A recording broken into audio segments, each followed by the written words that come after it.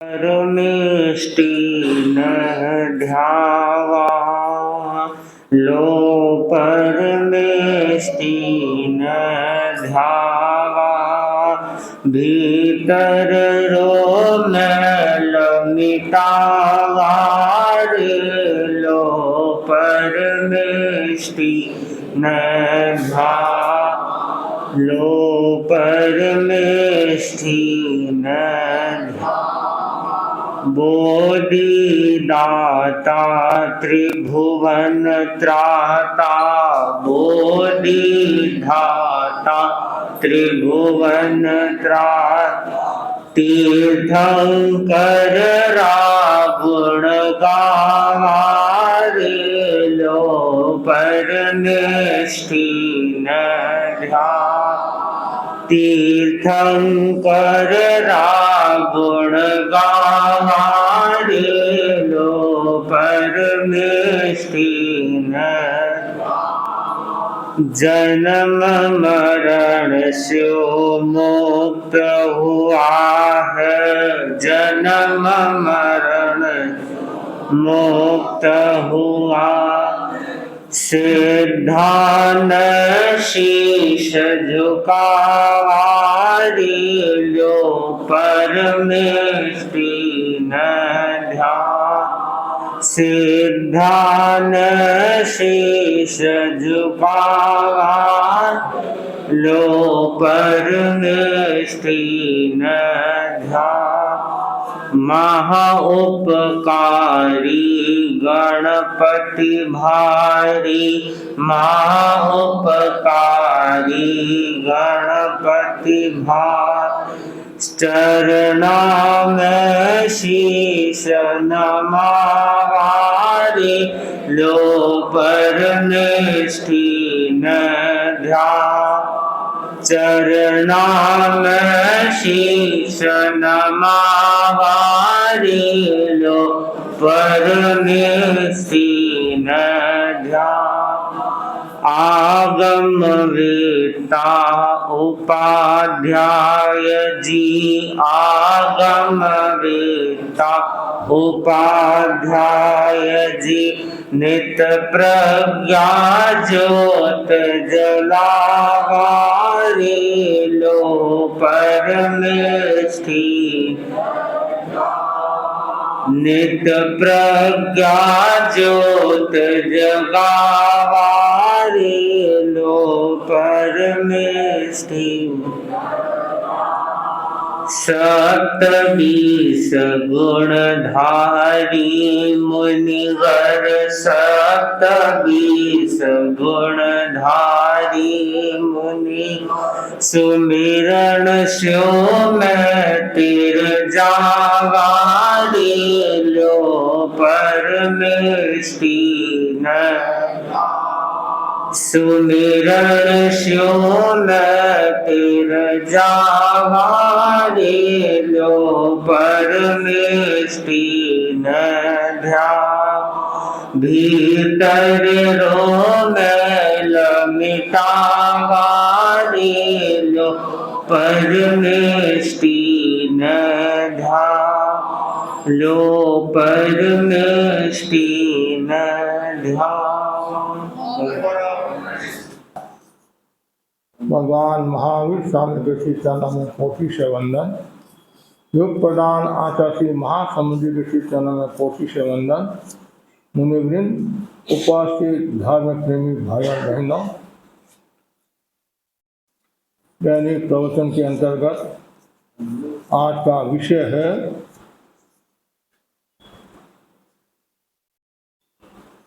सात बराबर तप नहीं सात बराबर तप नहीं प्रभु महावीर की वाणी है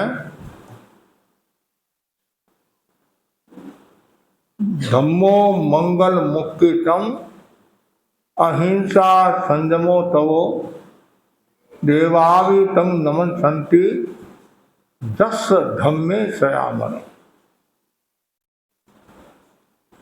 धर्म उत्कृष्ट मंगल है अहिंसा संयम तप धर्म के लक्षण हैं। जिनका मन धर्म में रमा रहता है उसे देवता भी नमस्कार करते हैं। धर्म आत्मशोधन की प्रक्रिया है। धर्म से व्यक्ति का आचरण प्रशस्त होता है और जीवन में बहुत बदलाव आता है। धर्म जीवन का प्राण है। धर्म जीवन का प्राण है और धर्म से ही व्यक्ति मंजिल को प्राप्त करता है। धर्म से व्यक्ति अंतर्मुखी बनता है और धर्म से व्यक्ति निष्प्रियता अनासक्ति को प्राप्त होता है। धर्म के 10 प्रकार बताए हैं। उनमें एक प्रकार है सत्य। प्रभु महावीर ने कहा सत्यं भयवं सत्यं लोयमे सारभूयम्। सत्य ही भगवान है और सत्य ही लोक में सारभूत है। सत्य की साधना बहुत ऊंची साधना है। साधुओं के लिए 5 जो महाव्रत बताए हैं उसमें दूसरा महाव्रत कौन सा है? सत्य है। 5 अनुव्रतों में दूसरा अनुव्रत कौन सा है? सत्य अनुव्रत है। सत्य का अर्थ है जो जैसा है उसको उसी रूप में व्यक्त करना, स्वीकार करना। सत्य अस्तित्व, इसलिए सत्य का बहुत बड़ा महत्व है। ऐसा कहा जाता है ये जो हवा चल रही है, सूर्य जो तप रहा है, ये सब सत्य से ही तप रहे हैं। सत्य यदि नहीं है तो पूरा संसार एक दृष्टि से असहाय हो जाएगा। सत्य का बहुत बड़ा महत्व बताया गया है। जिसके पास में सत्य है उसके पास में सब कुछ है, और सत्य नहीं है तो एक दृष्टि से कुछ भी नहीं है। आदमी का जीवन श्रेष्ठ होता है, मनुष्य का जीवन श्रेष्ठ होता है, और श्रेष्ठता के अनेक मापदंड बताए गए हैं। उनमें एक मापदंड है सत्य। जो जैसा है वैसा करना, कहना, चलना बहुत बड़ी बात है। वर्तमान में हम देखते हैं व्यक्ति छोटी छोटी बातों में असत्य का सेवन कर लेता है, बिना कारण असत्य बोल देता है। और वर्तमान में जो ये मोबाइल आया है, ऐसा प्रतीत होता है, ऐसा सुनने में आता है और कभी कभी देखते भी है, अनावश्यक व्यक्ति असत्य का सेवन कर रहा है। मेरे सामने एक भाई बैठा और वो मोबाइल से बात कर रहा कि मैं बेंगलोर में हूं। मेरे मन में आया, मेरे सामने ये ऐसा बोल रहा है तो बाहर तो क्या बोलता होगा। क्यों हम अनावश्यक असत्य का सेवन करें? कभी बोलना भी पड़े, पहली बात है नहीं बोलना, कभी विवशता से बोलना भी पड़े तो भी मन में ग्लानि, पश्चाताप का भाव होना चाहिए, मुझे बोलना पड़ रहा है। कभी कभी बच्चों को सुधारने के लिए आप असत्य का सेवन करते हैं, ऐसा भी देखते हैं। लेकिन भगवान की जो वाणी है उस वाणी पर सबको चलना चाहिए, सत्य की आराधना करनी चाहिए। सत्य की आराधना प्रकाश की आराधना है, उल्लास की आराधना है, ब्रह्म की आराधना है। और अन्य ग्रंथों में सत्य को यज्ञ की उपमा से भी उपमित किया गया है। और जहां अहिंसा है, जहां सत्य है, तो और व्रत महाव्रत भी आपके एक दृष्टि से सुरक्षित रह सकते हैं। प्राण चले जाए लेकिन कभी भी असत्य का सेवन नहीं करना चाहिए। और जो असत्य का सेवन करता है वो सदगति को प्राप्त नहीं होता है, दुर्गति को प्राप्त होता है। वैसे यदि रसायन आ जाए और निरंतर व्यक्ति असत्य में डूबा हुआ रहता है तो वह सदगति को प्राप्त नहीं होता है, मोक्ष को प्राप्त नहीं होता है। उसके लिए तो दुर्गति तैयार है। इसलिए बार बार भावना भाव मेरे जीवन में सत्य का विकास हो। सात बराबर तब नहीं, झूठ बराबर पाप। कितना सुंदर कहा है, जाके हृदय आप है, ताके हृदय, जाके हृदय साथ है, वाके हृदय आप। कितना सुंदर है। बार बार भावना भाव मेरे मुंह से कभी भी असत्य शब्द नहीं निकले। ये जो जीवा मिली है ये सत्य की साधना के लिए है, प्रभु के सुमिरन के लिए है। तो मैं क्यों असत्य बोलूं, क्यों झूठ बोलूं? और झूठ बोलने के 3 कारण भी है, 4 कारण भी है। 10वें काली सूत्र में 4 कारण बताए हैं। कोहावा, लोहावा, भयावा, हासावा। आदमी क्रोध के वशीभूत होकर झूठ बोलता है। जब देरानी जेठानी की लड़ाई होती है, सास बहू की लड़ाई होती है, बाप बेटे की लड़ाई होती है या और किसी की लड़ाई होती है, उसमें यमराज आ जाता है, क्रोध आ जाता है। उसमें कोई भान नहीं रहता है मैं क्या बोल रहा हूं और क्या नहीं बोल रहा हूं। कभी सास और बहू के बीच में घमासान हो जाता है तो सास क्या कहती है, तेरी माँ वैसी थी, और बहू बोलती तेरी माँ की माँ वैसी थी। क्या उसने देखा? नहीं देखा नहीं। लेकिन जब क्रोध आता है उसमें पता नहीं चलता है। क्रोधी, शराबी, भुल्लकर ये तीनों भाई हैं। क्रोध में भी भान नहीं रहता है, भुल्लकर अवस्था में भी भान नहीं रहता है, और नशे में भी भान नहीं रहता है।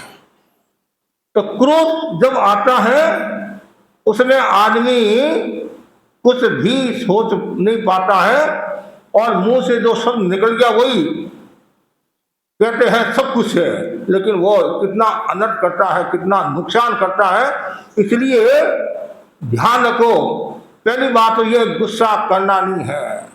कभी गुस्सा आ भी गया तो असत्य का सेवन नहीं करना चाहिए। लेकिन व्यक्ति क्रोध के वशीभूत होकर असत्य बोलता है, ऐसे लोभ के वशीभूत होकर असत्य बोलता है। उदाहरण के लिए एक व्यक्ति ने दूसरे व्यक्ति को कहा मैं तुम्हारे को 5 लाख रुपया दे दूंगा, तुम मेरे पक्ष में गवाही दे देना। जबकि वो जानता है ये असत्य है, झूठ है, लेकिन वो 5 लाख का नाम आते ही उसके मुंह में पानी आ गया और उसने झूठी गवाही दे दी। लेकिन आप जानते हैं 100 दिन सुनार के तो एक दिन लुहार का भी होता नहीं, कभी न कभी तो पकड़ा जाएगा। लेकिन लोभ में अंधा आदमी कुछ भी नहीं देख पाता है। पक्षी है वो दाना देखता है, फंदा नहीं देखता है। कभी फंदा नहीं देखता, दाना देखता है। तो लोभी व्यक्ति धन देखता है, फिर आगे क्या होगा वो नहीं सोच पाता है। इसलिए लोभ के वशीभूत होकर आदमी झूठ बोलता है। क्रोध, लोभ, फिर भय, भय के वशीभूत होकर आदमी झूठ बोलता है। हाँ, क्रोध, लोभ, भय के वशीभूत होकर आदमी असत्य बोलता है। जब आदमी या बच्चे ने कोई शीशी फोड़ी, पूछा किसने शीशी फोड़ी है, तो डर के मारे, भय के मारे वह क्या कहता है, मम्मी मैंने नहीं फोड़ी है, दीदी ने फोड़ी है। अपने आप को बचाने के लिए वो क्या करता है, दीदी का नाम लेता है। और कभी वह सही भी बोलता है तो भी फिर उसका विश्वास, एक बार पकड़ा गया फिर 100 बार वो सत्य भी बोला फिर भी उसका विश्वास नहीं होगा। क्यों? भरोसा नहीं है, ये असत्य बोल रहा होगा।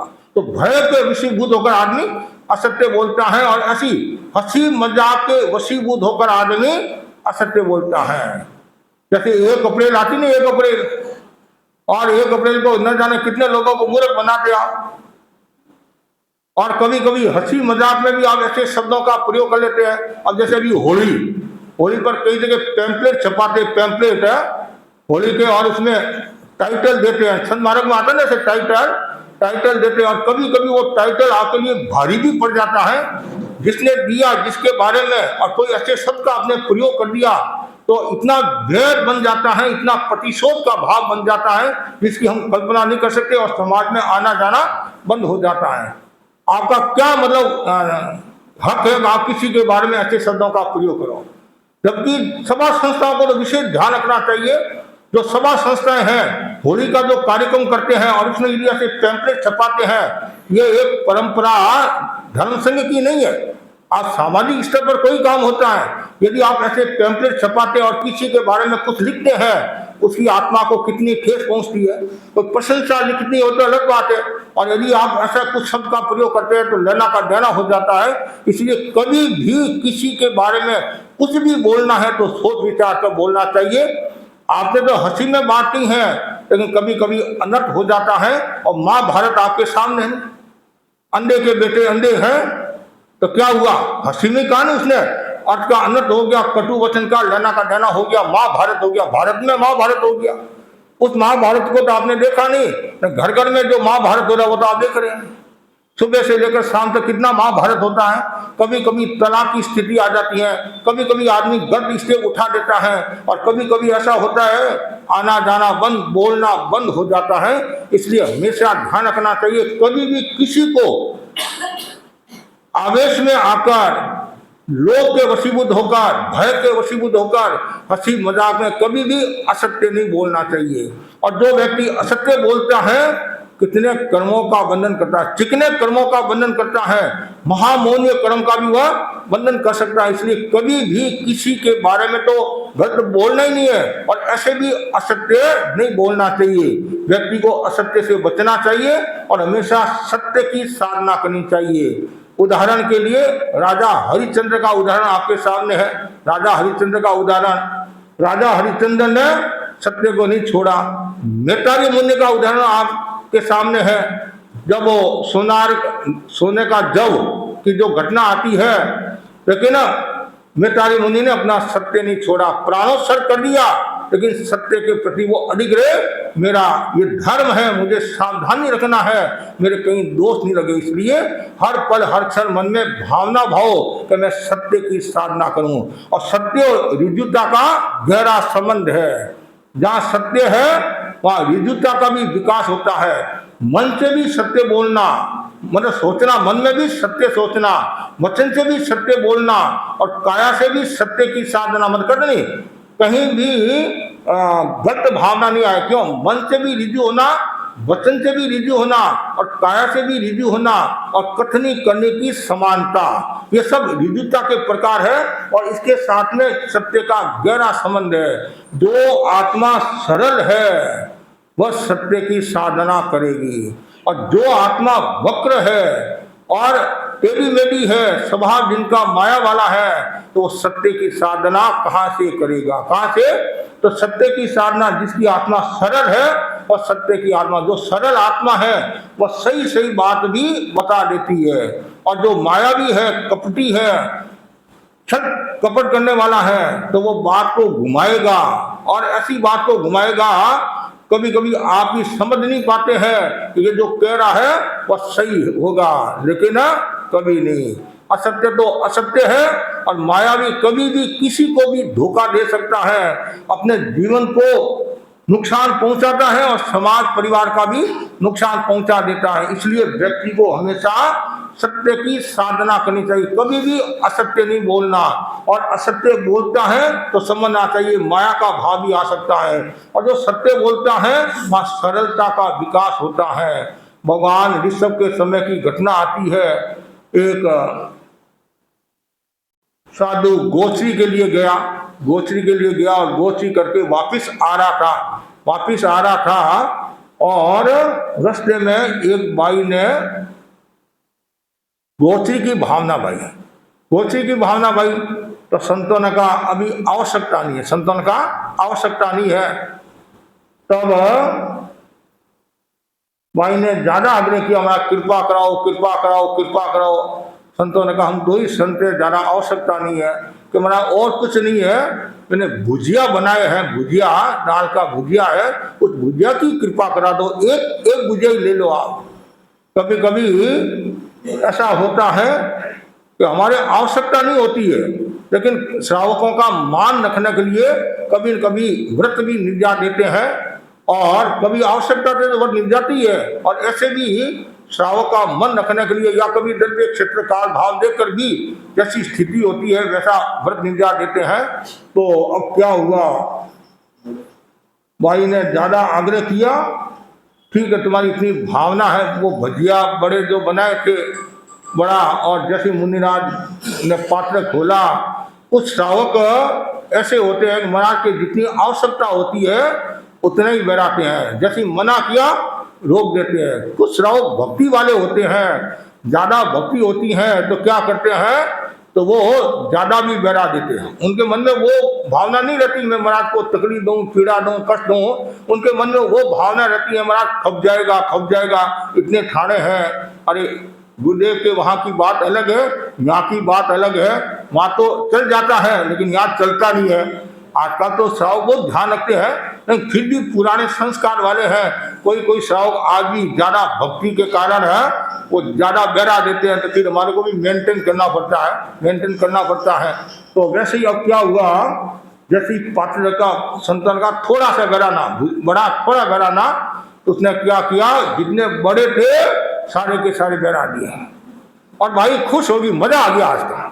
जैसे बच्चों को मजा आता नहीं, आज मैंने महाराज को व्रत निर्जा महाराज को, वैसे भाई को भी मजा आ गया। आज मैंने महाराज को बड़े बहरा दिए। बड़े थे कितने, 32 एकदम गिनती 32 बड़े थे, और बड़ा भी कोई ठंडा नहीं था, गर्मा गर्म, उसमें धनिया मिर्ची और भी कई चीजें और सुगंधित पदार्थ। और एक तो सामान्य भजिया बड़ा होते हैं और एक विशेष अंदर कुछ डाला हुआ होता नहीं, तो आप लोग क्या करें महाराज, तो स्वाद आ गया, मजा आ गया। तो मजा तो आ गया, फिर सजा भी मिलेगी, सजा भी नहीं मिलेगी नहीं उसमें, यदि कर्मों का बंधन, ऐसे भी पाप का बंधन तो हो रहे, क्यों, स्वाद लेकर खा रहे हैं।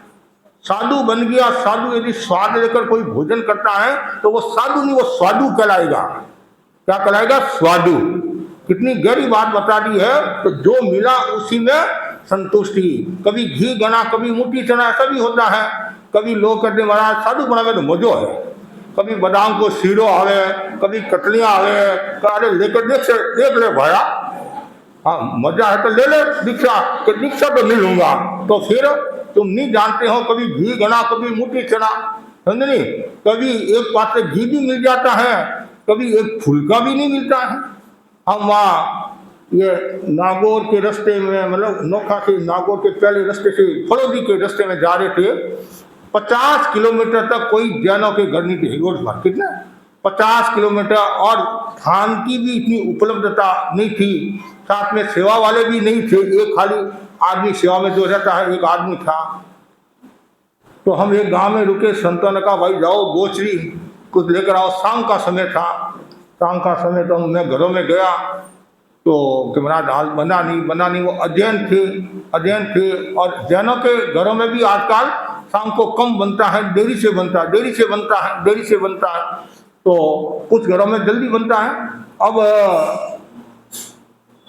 ठीक है, गया कैमरा देरी है।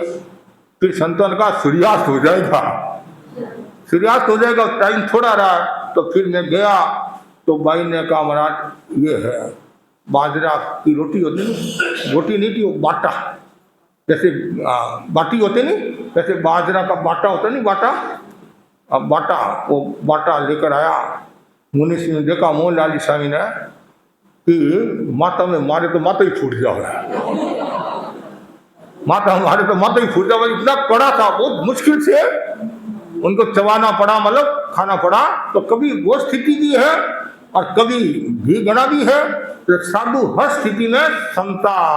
वो क्या सोचता है, आज मेरे सहज जी निर्जरा हो रही है, आर पानी नहीं मिला तो सहज जी मेरे निर्जरा हो रही है, और उन्नति की साधना हो रही है या मेरे उपवास हो रहा है, और मिल गया तो लोगों का व्रत निर्जाने का अवसर मिल गया, लोग राजी हो गए। तो दृष्टिकोण का फर्क पड़ता है। जैसे मुनि ने देखा और सुगंध आ रही थी, इतनी गहरी सुगंध, मुनि का मन सरलता सीधा था, मन में कोई पाप ताप का वो भाव नहीं था।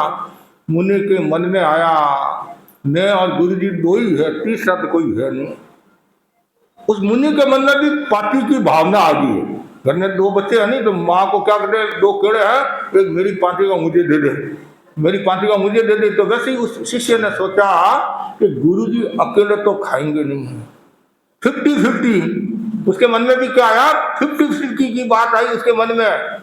और 32 है, ठिकाने जाऊंगा, अभी तो ठिकाना दूर है, 1 किलोमीटर और बाकी है, सर्दी का समय है, सर्दी का समय है, तो ठंडा हो जाएगा, और सर्दी के दिनों में तो गर्मा गर्म चाहिए। तो उसने क्या किया, मन है मैं जानू, मन मर गया, मरकर हुआ भूत, मुँह पीछे उठ खड़ा, ऐसा मेरा पूत। मन लोभी, मन लालची, मन चंचल, मन चोर, मन के मते ने चालिए पलक पलक में। और मन गंगा, मन गोमती, कहते नहीं, कभी मन ये कृष्ण हो जाता है, कभी ये कंस हो जाता है, कभी ये दुर्योधन हो जाता है, कभी ये युधिष्ठिर हो जाता है मन, और कभी रावण हो जाता है, तो कभी राम भी हो जाता है, कभी पवित्र हो जाता है, तो कभी अपवित्र भी हो जाता है, अच्छा बुरा कुछ भी हो सकता है। तो वैसे ही अब उसने क्या किया, सोड़े बड़े खा लिए, कितने गर्मा गर्म थे, और एक बार खाना शुरू कर लेते और टेस्ट आता है, और आने दे, और आने दे। आज भिंडी का साग बहुत जोरदार है, तो चपाती और आने दे। तो पत्नी बोलती है पीछे और भी खाने वाले हैं, और तू तो पतिव्रता है, आज उपवास कर लेना, उपवास कर लेना। तो कभी कभी वो भाव भी आ जाता है। तो उसने 32 बड़े खाए, टेस्ट लगा कि बड़े तो जोरदार है, बड़े जोरदार है। फिर उसके मन में आया, थोड़े बड़े हैं, गुरु जी अकेले तो खाएंगे नहीं, 50-50। फिर 50 की बात आ गई, 50, और उसने 8 बड़े और खा लिए, 8 खा लिए, बाकी के 8 आते हैं, फिर 4, फिर 2, और फिर 1, और 1 रहा। इतने में ठिकाना आ गया, ठिकाना आया, और हम गोची जाते तो क्या बोलते हैं आपको पता है, अवश्य अवश्य। जब हम आवश्यक कार्य के लिए जाते क्या बोलते हैं, अवश्य अवश्य। और जब गोची करके आते हैं तब क्या बोलते हैं, निश्चयी निश्चयी। और निश्चय मतलब हमारा कार्य पूर्ण हो गया है, और हम काम करके आ गए हैं। और ऐसे भी आवश्यक मतलब कोई गोची जाता है तो बड़े संत हैं, उनकी आगे लेकर जाते हैं, और ऐसे भी पता चल जाता है महाराज गोची के लिए गए हैं, और वापिस आ जाते हैं तो सब संतों को पता चल जाता है कि महाराज अवश्य काम करके आ गए हैं। एक सामान्य हमारी परंपरा है, अवश्य और निश्चयी। जैसे जोर से बोला अवश्य, तो पहले जाते समय अब बोला निश्चयी निश्चयी। तो गुरु जी ने सोचा गोचरी आ गई है। हमारे बड़े संत फरमाते थे गोचरी आने के बाद में फिर देरी नहीं करनी चाहिए, यानी देरी करने, वो मेहनत करके लेकर आया है, और गर्मा गर्म लेकर आया, या स्वास्थ्य के अनुकूल कोई चीज है, पत्ते वाली चीज है, तो पड़ी रहेगी तो क्या होगा, ठंडी हो जाएगी। कभी कभी गैस भी भर जाती है, वायु भी हो जाती है, और देरी भी नहीं हो, इसलिए फटाफट आहार कर लेना चाहिए। तो गुरु जी आकर बैठ गए, गुरु जी ने पात्र खोले, और सीधी नजर किस पर पड़ी, बड़े पर। कभी कभी क्या होता है, ज्यादा चीजें घर में होती नहीं, उस पर नजर नहीं जाती है, थोड़ी चीज होती है उस पर नजर जाती है। जैसे घर में 2 सेव 8 जना खाने वाले हैं, तो सबकी नजर किस पर रहेगी, मैं सेव खाऊं, मैं सेव खाऊं, और 8 सेव हैं, 2 खाने वाले हैं, तो कभी कभी तो उधर मुंह मतलब क्या दृष्टि भी नहीं पड़ती है। तो अभाव में स्वभाव बिगड़ता, कहते हैं अभाव में स्वभाव बिगड़ता है। तो वैसे ही गुरु जी ने कहा चेला, ऐसी कौन सी दातार मिली जो एक ही बड़ा घराने वाली। हाँ, बड़ा तो तुम भी खाता है, मैं भी खाता हूँ, मौसम भी सुहावना है, और मौसम के लायक, लेकिन आत्मा सरल थी, सत्यवादी थे, सरल आत्मा। कोई मन में पाप ताप का वो भाव नहीं था कि गुरुदेव क्या, गुरुदेव फिर क्या, कि कोई डाकू आ गया। हाँ, गुरुदेव डाकू आ गया। कौन सा डाकू, मन रूपी डाकू। क्या हुआ, उसने सारी बात सरलता के साथ में बता दी। गुरुदेव ऐसे मेरे मन में आया, गर्मा गर्म थे, 32, 16, 8, 4, 2, एक मेरे मन में पाती का भाव आ गया। गुरुजी भी जोरदार थे, वो भी कम नहीं थे। गुरुजी ने कहा चेला तू रोजाना कहता है कि आपके बिना मेरे गले नहीं उतरता है, आपके बिना मेरे गले नहीं उतरता है, आपके बिना मेरे गले नहीं उतरता है, आज तुम्हारे गले कैसे उतरा। कभी कभी भाई ने बोली नहीं महाराज हम पहले भोजन कैसे करें, पति परमेश्वर है, पति को भोजन कराने के बाद में हम भोजन करते हैं। और पति बड़ा बाजार में जाता, पीछे से खीर बनाकर खाती है, उस समय पति कहाँ जाते हैं, उस समय पति कहाँ जाते हैं। हाँ, तो वैसे ही अब गुरु जी ने कहा तू रोजा ना कहता गड़े उतरती नहीं है, उतरती नहीं है, उतरता नहीं, आज कैसे उतरा? वो तो एक बड़ा था नहीं, एक बड़ा लिया हाथ में दे, गुरु जी ऐसे उतरा। वो 32 के 32 बड़े खा लिए, 32 के 32 बड़े खा लिए। गुरु जी देखते रह गए, लेकिन गुरु जी ने सोचा आत्मा सरल है, सरल आत्मा है, तो सरल आत्मा होती है तो वो सही सही बात बता देती है, वो जल्दी से झूठ नहीं बोलती है। हम एक क्षेत्र में थे, किसी के घर में छापा पड़ गया, छापा पड़ गया तो हमारे को किसी ने बताया, तो सब बता रही ये कागज, ये क्या, ये क्या, ये क्या। पास में बच्चा बैठा था और बोला पापा झूठ बोलते हो आप, कल ही तो आप कह रहे थे कि मैंने 8 लाख का या 5 लाख का ये मार्बल लाया, और आप कह रहे ये पुराना कागज है, पुराना कागज, कल तो आप बता रहे थे। तो बच्चे को ये पता नहीं कहाँ कैसे बोलना, तो उनकी आत्मा सरल थी और सही सही उसने बता दिया, सही सही बता दिया। लेकिन कभी कभी क्या होता है, अवसर देखकर बात करनी होती है, झूठ नहीं बोलना, अवसर देखकर बात करनी होती है। लेकिन जिसकी आत्मा सरल होती है वो एकदम सीधा सपाट बात कह देता है। ऐसा भी कहा नहीं, जिसकी आत्मा सरल होती है वो मोक्ष को प्राप्त होता है, जिसकी आत्मा सरल नहीं होती है, मायावी होती है, वो कभी मोक्ष को प्राप्त नहीं होता है। जैसे अंतराल गति के दो नहीं, ऋजु और वक्र। ऋजु गति वाला एक समय में स्वर्ग या मोक्ष को प्राप्त हो जाता है, और वक्र गति वाला क्या होता है, घुमाव करता है, 2 समय 3 समय से घुमाव होता है। तो इसलिए व्यक्ति को हमेशा सरल होना, और जिसकी आत्मा सरल है तो समझना चाहिए वो सत्य की ओर बढ़ रहा है। इसलिए भगवान ने कहा है कि जो व्यक्ति सत्य की साधना करता है वो यश को प्राप्त होता है, कीर्ति को प्राप्त होता है, स्वर्ग या मोक्ष को प्राप्त होता है। और जो व्यक्ति सत्य की साधना करता है वो एक दृष्टि से प्रामाणिकता की साधना, क्यों, जो असत्य बोलता है तो उसके भीतर में चोरी का भाव भी आ सकता है, बेईमानी का भाव भी आ सकता है, और कोई भी भाव आ सकता है। और जो सत्य की साधना करेगा तो उसका जीवन अच्छा होगा, पवित्र होगा।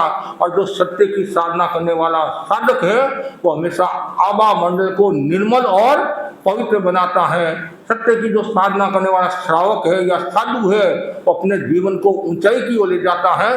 जैसे आकाश व्यापक होता है, आकाश व्यापक होता है, उसी प्रकार जो सत्यवादी होता है उसका दृष्टिकोण भी व्यापक होता है, असीम होता है, और वो किसी के साथ में भेदभाव नहीं करता है। तो सत्य की साधना बहुत ऊंची साधना होती है। कुछ श्रावक भी ऐसे हुए कि जो सत्य के मार्ग पर चले। साधु तो सत्य के मार्ग पर चलते ही है कि उनकी साधना है, उन्होंने 5 महाव्रत को स्वीकार किया है। कुछ श्रावक भी ऐसे होते हैं जैसे व्यापार करते हैं और एक भाव रखते हैं, एक भाव, चाहे कोई भी आओ, चाहे छोटा बच्चा हो चाहे बड़ा आदमी आओ, एक भाव। ऐसा नहीं भाई छोटा आया उसको लूट लिया और बड़ा को ऐसे कर दिया, नहीं, एक भाव। तो बहुत ऊंची बात होती है। इसलिए भगवान ने कहा है सत्य की साधना करो, शास्त्र बराबर तप नहीं, और सत्य से बढ़कर कोई तप नहीं है, सत्य से बढ़कर कोई शक्ति नहीं है, और सत्य से बढ़कर कोई शांति नहीं है, भक्ति नहीं है। इसलिए सत्य की साधना करने वाला व्यक्ति हमेशा सुख को प्राप्त होता है, आनंद को प्राप्त होता है, और सबसे महत्वपूर्ण बात वो समाधि को प्राप्त होता है। किसको? समाधि को प्राप्त होता है। उसके मन में कभी भी असमाधि का भाव नहीं आता, क्यों? वो सत्य की साधना करता है। और जो सत्य की साधना करता है वो रस में रहता है, एक रस में रहता है। और देखो ध्यान से सुनना, असत्य बोलने वाला व्यक्ति है नहीं तो वो सोचता है आगे मुझे क्या बोलना है, क्या बोलना है, क्या बोलना, कि मैं पकड़ा नहीं जाऊं, पकड़ा नहीं जाऊं, पकड़ा नहीं जाऊं। और जो सत्यवादी होता है वो बोलता है, उसको कोई खतरा नहीं, जो मन में है वो उसने सही सही बात बता देता है, और कभी भी दाग पेच नहीं करता है। हमारे जैन आगमों में बताया गया है प्रायश्चित कौन लेता है? जिसकी आत्मा सरल होती नहीं वो प्रायश्चित करेगा। मायावी आत्मा जल्दी से प्रायश्चित नहीं करेगी, और वो सरलता के साथ में गुरु को बताएगा, और जो सही सही बात है वो गुरु को बता देगा। गुरुदेव फरमाते हैं कि गलती किसी से भी हो सकती है, मनुष्य है, सन्मस्त है, लेकिन गुरु के सामने सही सही बात बता देना चाहिए। आप यदि डॉक्टर के सामने सही बात बता दोगे तो आपका इलाज हो जाएगा। संत के सामने आप सही बात बता दोगे, अपनी गलती बता दोगे सही सही, तो आपका इलाज हो जाएगा। तो वो तो तन का इलाज करने वाला डॉक्टर है और संत महात्मा है वो मन का इलाज करने वाले होते हैं, भाव का इलाज करने वाले होते हैं और भाव को सुधारने वाले होते हैं। इसलिए हमेशा सत्य की साधना करनी है, प्रायश्चित लेना है, शुद्ध होना है तो सरलता के साथ में सही बात बता देना चाहिए। तो सत्य का और सरलता का भी गहरा संबंध है। तो मूल बात यह है व्यक्ति हमेशा सत्य के मार्ग पर चले और जहाँ सत्य है वहाँ आनंद ही आनंद है। सत्य नहीं है तो कुछ भी नहीं है। अब घर में भी देखो, जिसके घर में सत्य है वहाँ लक्ष्मी टिकती है, सरस्वती टिकती हैं और दुर्गा का निवास होता है। जहाँ सत्य नहीं है वहाँ कुछ भी नहीं है एक दृष्टि से। और दूसरा जो ये 4 कारण के अलावा 3 कारण और भी है। राग देश मोह के वशीभूत होकर भी आदमी असत्य बोलता है। कभी कभी राग का बच्चे के प्रति राग है, कोई बच्चे ने गलती की और आपको पता है इसने गलती की है, बच्चे को बचाने के लिए क्या करते हैं कि नहीं इसने गलती नहीं की, क्यों? राग का भाव। और देश के वशीभूत होकर भी आप असत्य बोलते हैं। आपको पता है इसकी गलती नहीं है फिर भी उसको फंसाना है, आपके मन में द्वेष का भाव है तो आप झूठा बोलते हैं, ये असत्य बोलता है। तो राग के वशीभूत होकर, द्वेष के वशीभूत होकर और मोह के वशीभूत होकर आदमी असत्य बोलता है। और साथ में अज्ञान कषाय के कारण भी आदमी असत्य बोलता है। कभी कभी जानकारी नहीं होती है, अज्ञान अवस्था में भी आप असत्य बोल देते हैं। कभी क्रोध मान माया लोभ के वशीभूत होकर भी असत्य बोलते हैं। लेकिन जहाँ असत्य है वहाँ नेगेटिव भाव है, जहाँ सत्य है वहाँ पॉजिटिव भाव है, जहाँ असत्य है वहाँ दुर्गति है, जहाँ सत्य है वहाँ सदगति है। इसलिए हमेशा सत्य की साधना। और सत्य आपको पता है 10वें काली सूत्र में वचन के 4 प्रकार बताए। कौन कौन से हैं? सत्य वचन, असत्य वचन, मिश्र वचन, व्यवहार, है नहीं? आता नहीं? भाषा के 4 प्रकार हो गए, सत्य, असत्य, मिश्र, व्यवहार है। तो साधु है वो कौन सी भाषा बोलता है पता है आपको? हाँ, सत्य और व्यवहार 2 भाषा साधु बोलता है, 2 भाषा, सत्य और व्यवहार। और सत्य में भी कौन सा सत्य? प्रिय सत्य, सत्यम बुरियात प्रियम बुरात। सत्य बोलो, प्रिय बोल लो, किसी को कष्ट हो ऐसा सत्य नहीं बोलना। जैसे उदाहरण के लिए 10वें कार्य में बताया, काणे को काना नहीं कहना, लंगड़े को लंगड़ा नहीं कहना, गोरे को गोरा नहीं कहना, गोरा तो भी नहीं कहना, उसको दर्द होता है। काले को काला नहीं कहना। हम किसी क्षेत्र में थे, छोटी सी बाई थी, एक छोटी सी बाई थी, कोई बड़ी भी नहीं तो छोटी, और मेरे मुंह से सब निकल गया ये मोटी है, छोटी है, शरीर में मोटी थी। तो वो घर जाकर अपनी दादी को कहा कि दिनेश सुनी ने मुझे, बहुत पुरानी बात है, वो मैं भी छोटा ही था। हाँ, मैंने कहा छोटी है, जैसे बच्चा बैठा ना छोटा, वैसे वो शरीर में मोटी थी, मैंने कहा दिया। उसने दादी को कहा, योग ऐसा हुआ उस घर में संत पधारे गोचरी के लिए, पधारे तो दादी ने कहा होगा कि दिनेश ने इसको मोटी कहा, कोई दूसरा भाव नहीं, ऐसे ही मतलब योग ऐसा वो मुझे पता नहीं है। मैं भी पानी लेने के लिए उससे घर में चला गया, तो आगे संत भी खड़े थे और मैं भी वहां पहुंच गया। तो संतों ने मुझे कहा कि तुमने इसको मोटी कहा, मोटी कहा तो कही, तो नहीं कहना चाहिए, क्यों? दर्द होता है, पीड़ा होती है। अरे कभी कभी थोड़ी सी असावधानी हो जाती है तो लेना का देना हो जाता है। अब देखो उदाहरण के लिए, एक आदमी सो रहा है, एक नींद ले रहा है, दोनों में अंतर है। सो रहा है, नींद ले रहा, दोनों में अंतर है। तो सो रहा मतलब सोकर नींद ले रहा है, और नींद ले रहा मतलब वो बैठे बैठे भी नींद ले सकता है, सोकर भी नींद ले सकता है। यदि मैं कह दूंगी ये सो रहा है तो फिर कभी कभी मुश्किल, मैं कहाँ सो रहा था, मैं तो बैठे बैठे नींद ले रहा था, इसलिए बहुत सावधानी रखनी पड़ती है। भाषा का विवेक व्यक्ति को जागृत करता है। भाषा जितनी अच्छी होगी, पवित्र होगी, उतना ही आपका मूल्य होगा। तो इसलिए सत्य भाषा और व्यवहार भाषा साधु बोलता है। कैसे? गोष्ठी आने का भाव है, व्याख्यान देने का भाव है, कभी टाइम थोड़ा ज़्यादा भी हो जाता है, इसलिए हमारा संभावित कार्यक्रम होता है, तो हमारे कर्मों का बंध नहीं होता है। जैसे आपने गोष्ठी की भावना भाई, और मैंने कहा मैं गोष्ठी आऊँगा, तो निश्चयकारी भाषा होगी आऊँगा, और आप इंतजार करें और मैं नहीं आऊँगा, तो आपके मन में आएगा महाराज ने मेरे को कहा कि मैं आऊँगा, महाराज आई नहीं, महाराज उसके घर पर तो चले गए और मेरे घर पर आई नहीं, मैंने इतनी तैयारी की। मतलब कभी वही भाव आ जाता है, लेकिन हम क्या करें, आने का भाव है, और कभी कभी हमारे भाई बहन भी बड़े होशियार होते हैं, आपस में सेट कर लेते हैं कि पहले पौन में तुम्हारे घर पर, दूसरे पौन में तुम्हारे घर पर और शाम को तुम्हारे घर पर। यहाँ तो बड़ा क्षेत्र है ना, छोटे क्षेत्र होते नहीं कि पहले पौन में 4 घर तुम्हारे, दूसरे पौन में 4 ये घर और फिर 4 घर में हम गोचरी के लिए गए, गोचरी के लिए गए, उसमें से 2 घर असुस्थ हो गए। क्या हो गए? 2 घर असुस्थ हो गए और 2 घर में थोड़ा ही मिला, जैसा घर होता मतलब जैसे आबादी मतलब संख्या होती है। तो हमने सोचा भाई दूसरे घर में और लेकर चले, तो दूसरे घर में गए, भाई बोले महाराज मेरे को तो दूसरे पोर के लिए कहा हुआ है। अब इसका मतलब क्या हुआ? अरे महाराज है तो महाराज तो कभी भी आ सकते हैं, महाराज कोई बंधे हुए नहीं कि तुम्हारे पहले पोर में दूसरे पोर में या महाराज हमारे को बता दो, नहीं, आपके घर की जो स्थिति है आप वो बता सकते हैं। महाराज मेरे पहले पोर में सुविधा रहती है, मेरे दूसरे पोर में सुविधा रहती है।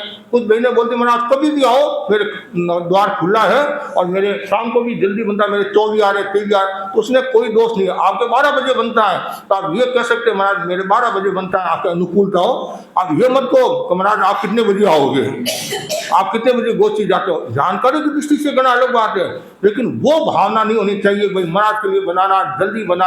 जब आप भोजन बनाते हो उसमें महाराज को याद मत करो। ध्यान से सुनना, भोजन बनने के बाद में जो आप भोजन करते हो उसमें महाराज को याद करो।